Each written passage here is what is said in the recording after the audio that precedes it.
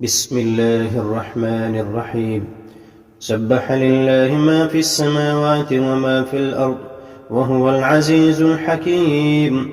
يا أيها الذين آمنوا لم تقولون ما لا تفعلون؟ كبر مقتا عند الله أن تقولوا ما لا تفعلون.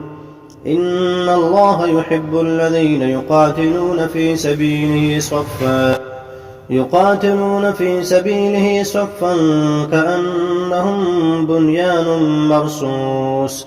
وإذ قال موسى لقومه يا قوم لم تؤذونني وقد تعلمون أني رسول الله إليكم فلما زاغوا أزاغ الله قلوبهم والله لا يهدي القوم الفاسقين.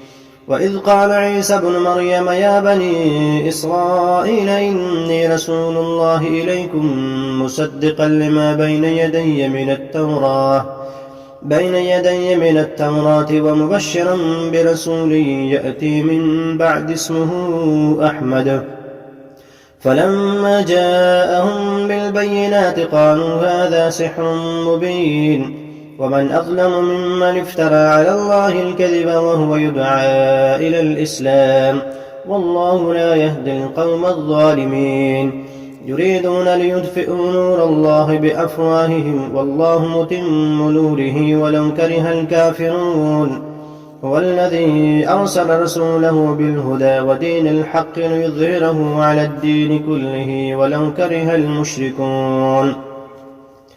يا أيها الذين آمنوا هل أدلكم على تجارة تنجيكم من عذاب أليم تؤمنون بالله ورسوله وتجاهدون في سبيل الله بأموالكم وأنفسكم ذلكم خير لكم إن كنتم تعلمون. يغفر لكم ذنوبكم ويدخلكم جنات تجري من تحتها الأنهار ومساكن طيبة في جنات عدن ذلك الفوز العظيم.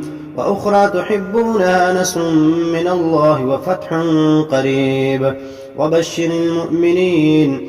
يا أيها الذين آمنوا كونوا أنصار الله كما قال عيسى بن مريم للحواريين من أنصاري إلى الله قال الحواريون نحن أنصار الله فآمنت طائفة من بني إسرائيل وكفرت طائفة فأيدنا الذين آمنوا على عدوهم فأصبحوا ظاهرين.